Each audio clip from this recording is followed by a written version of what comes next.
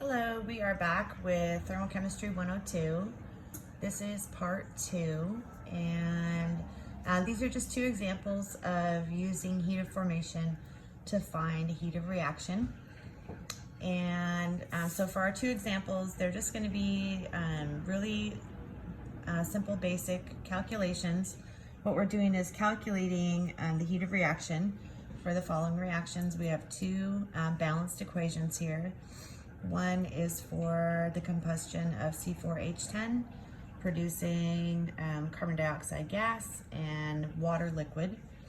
And then the other is for the combustion of C2H6 to produce carbon dioxide gas and water gas.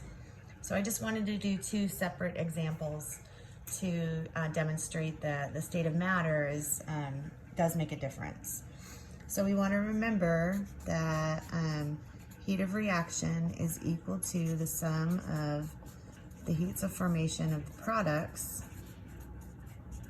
minus the sum of the heats of formation of the reactants. And just to be clear, we have products over here and reactants over here. So what we're going to do is set up an expression that when we evaluate it will give us the heat of reaction. So I always start off with big square brackets and then bring this 8 right down here. And then you're going to look up the heat of formation of CO2 gas. And so you're going to look under carbon. I'm on the wrong page. So carbon dioxide gas, we would look that up and find it right here. And it's negative 393.5. So we put negative 393.5 right there. That's kilojoules per mole. So we multiply times 8 because there's 8 moles here. And then we were going to look up liquid water. So for water, we have to look under oxygen. And you'll find it right here. Is that a gas? Yeah, it's a liquid. Okay, so we're going to use the liquid water, which is right there, negative 285.83. And that's kilojoules per mole, and we're multiplying by 10 because there's 10 moles. And then we're going to do 2 times the heat of formation for the C4H10, and that is negative 124.73 per mole, kilojoules per mole, and so we'll multiply by 2. And then we're going to use oxygen's heat of formation, which of course, under standard conditions as a gas, diatomic oxygen would be 0. So this is when we break out our trusty calculator, and you can evaluate however you want to evaluate. I'm going to go ahead and plug these numbers in and check out that answer first.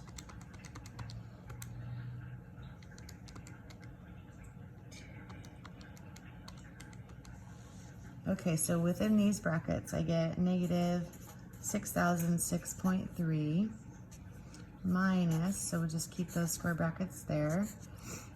And then we'll do 2 times negative 124.73. Oh.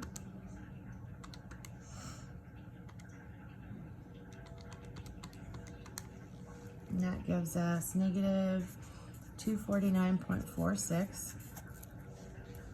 And always remembering that this is equal to the heat of reaction. So we're going to take negative 6,006.3 and add 249.46. And for this reaction, we get negative 5,756.84. And that's in kilojoules.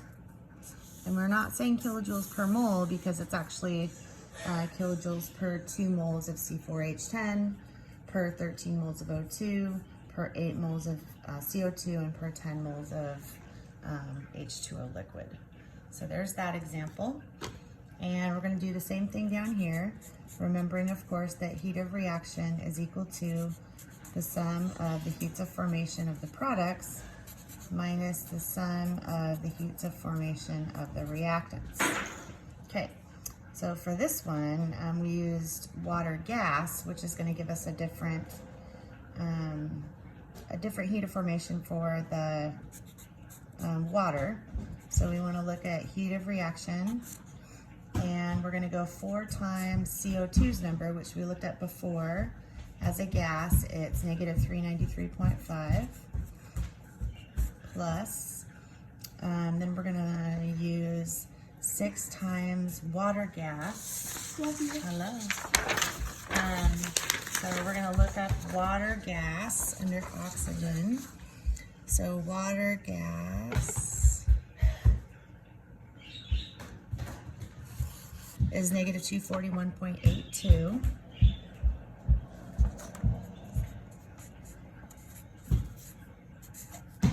Minus 2 times C2H6's number. That's called ethane. C2H6. So that's negative 84.68. Oops. Plus, and then we'll have 7 times oxygen's heat of formation, which of course is 0. So I'm going to go ahead and evaluate here. You guys evaluate however you want to evaluate. 4 times negative 393.5 plus 6 times negative 241.82. So within these brackets, I get negative 3,024.92. And then we're going to do minus 2 times negative 84.68.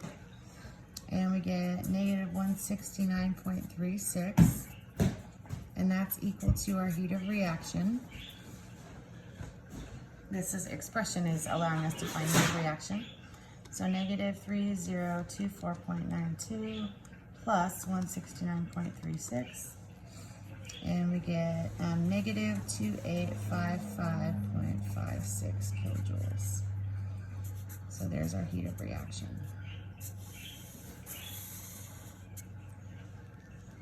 Okay, so those are the 2 examples that we're going to do as part 2.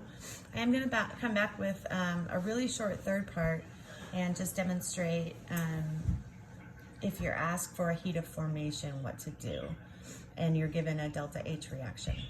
Okay, so thank you, and we'll see you here in just a second.